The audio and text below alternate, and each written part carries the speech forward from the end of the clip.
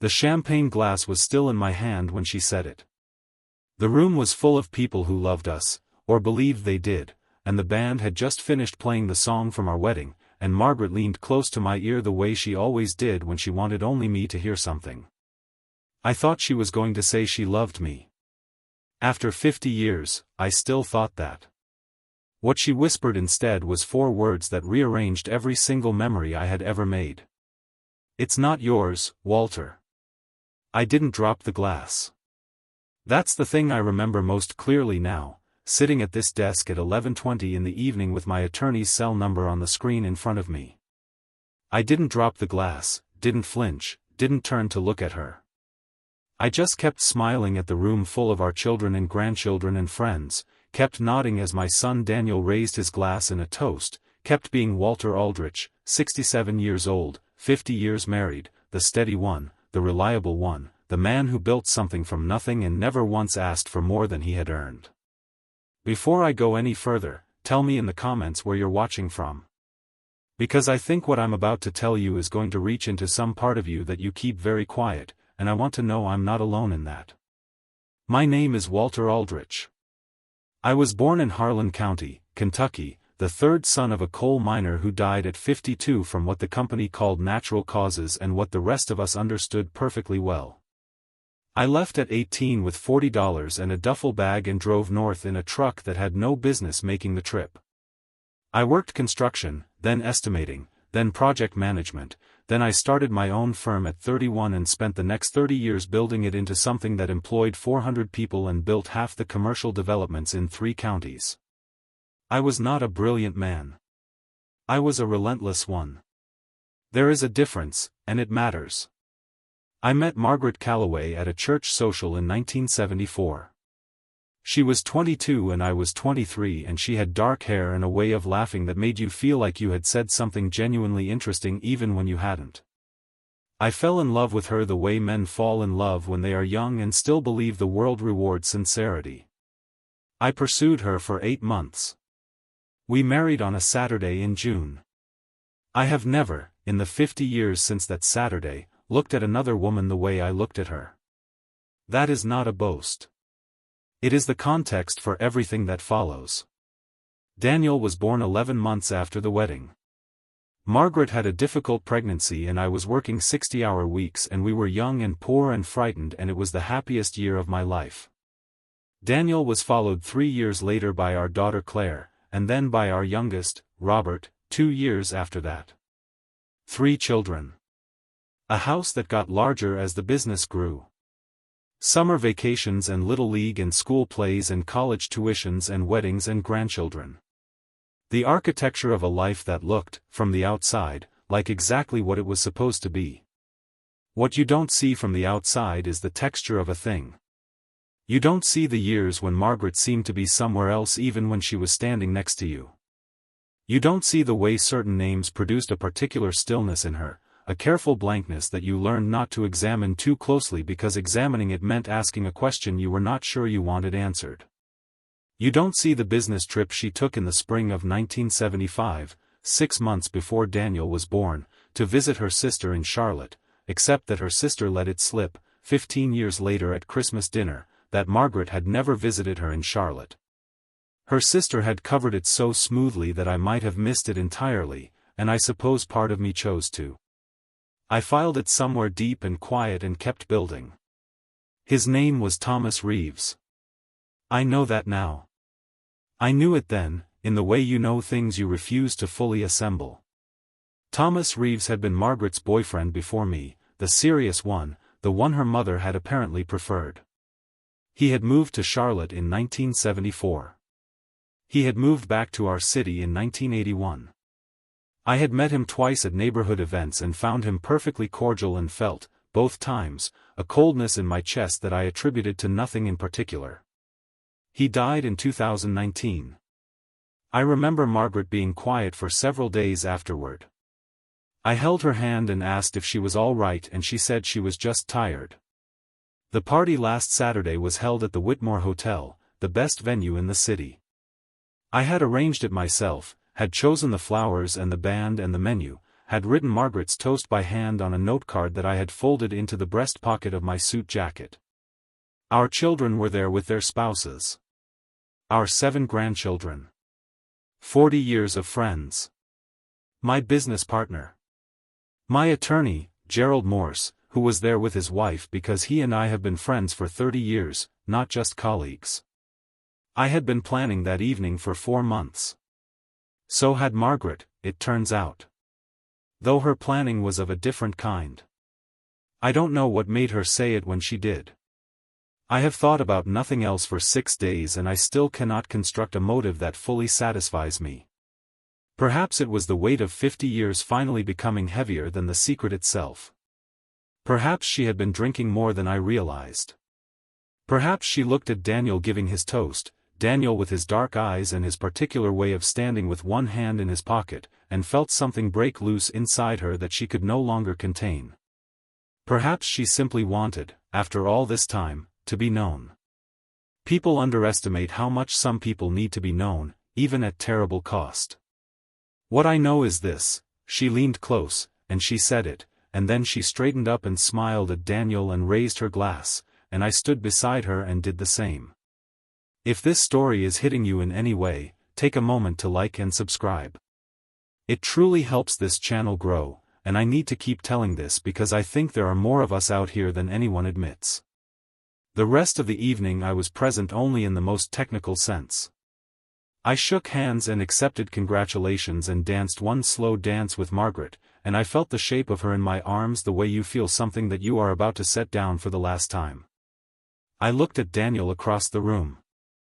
I looked at the angle of his jaw, at the way he held his glass, and I thought about Thomas Reeves with a clarity that was almost clinical. Not rage. Not grief. Something quieter and more final than either of those things. We rode home in silence. Margaret fell asleep before 11. I sat in the kitchen with the lights low and I thought for a long time before I did anything at all. Gerald Morse answered his cell on the 3rd ring at 11:42.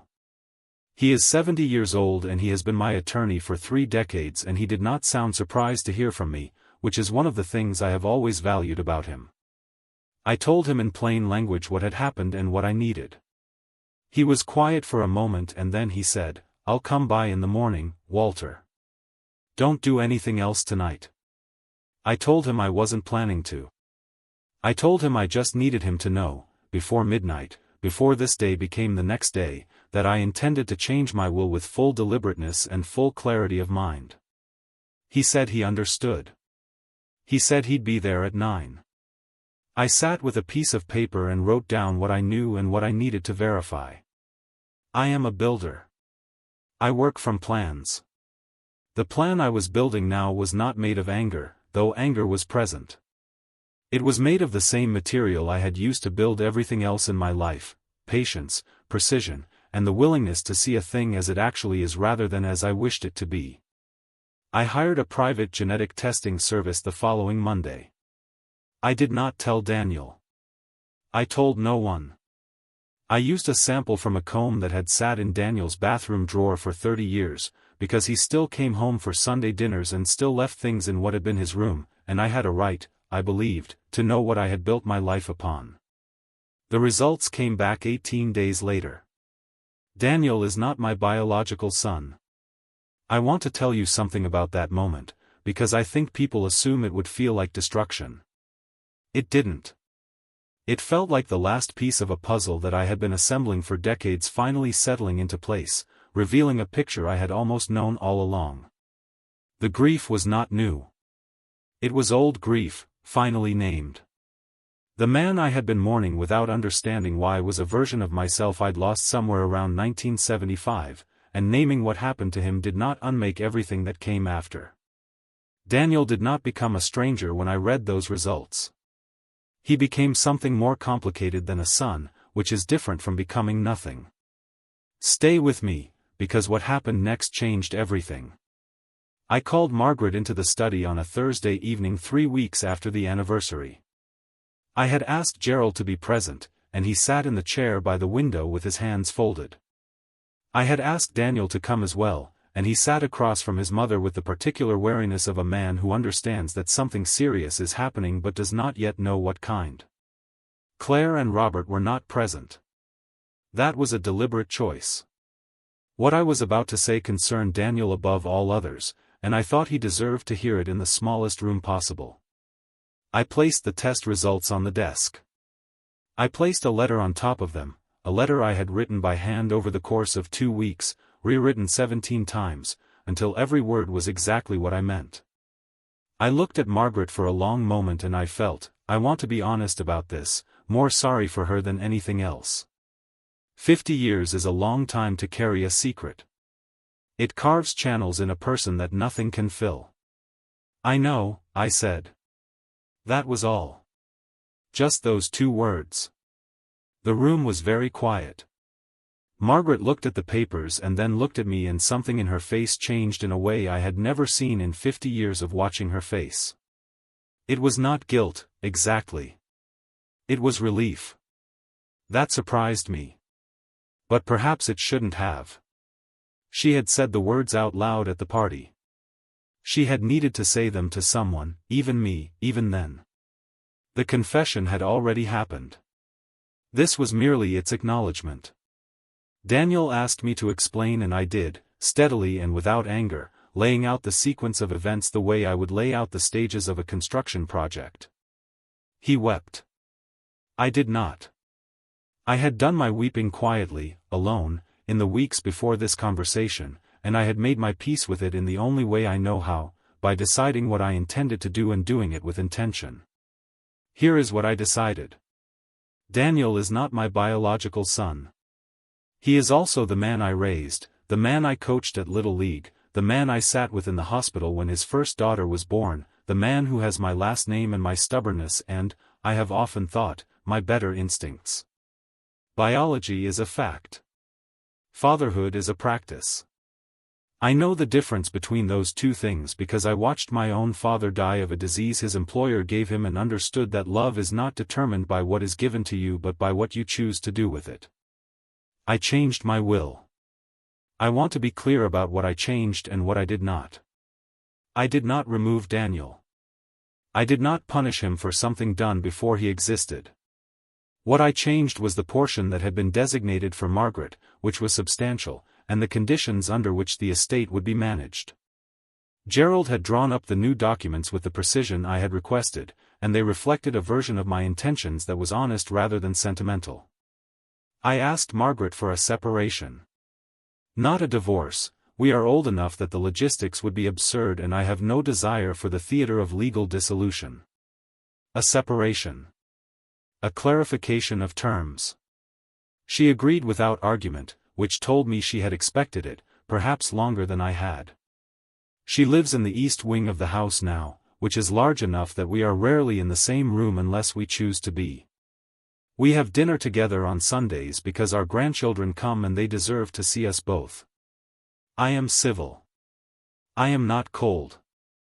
I am simply accurate about what we are to each other, which is 2 people who shared a life and a secret and have arrived, finally, at something that resembles honesty. Daniel and I had a longer conversation, just the 2 of us, a week after the study meeting. He asked me if I still considered him my son. I told him I had not stopped for a single day in 66 years and I saw no reason to start now. He put his head down on the kitchen table the way he used to do when he was 7 years old and overtired, and I put my hand on the back of his neck the way I used to then, and we sat like that for a while without speaking. That, I think, is what 50 years actually builds. Not the estate, not the company, not the house. The ability to sit with someone in a quiet kitchen and mean exactly what you cannot say. I am not a man who believes in tidy endings. Life does not provide them, and I am suspicious of anyone who claims otherwise.